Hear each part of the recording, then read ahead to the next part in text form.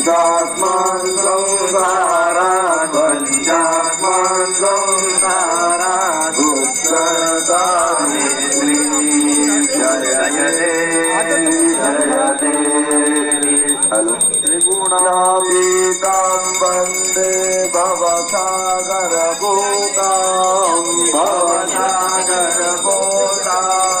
नित्यं द्विजकुलवृन्दै नित्यं द्विजकुलवृन्दै प्रातर्मध्याह्ने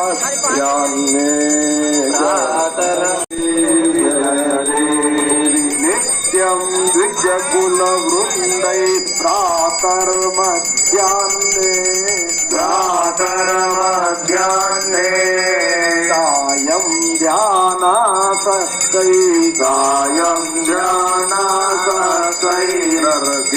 कृतपूजा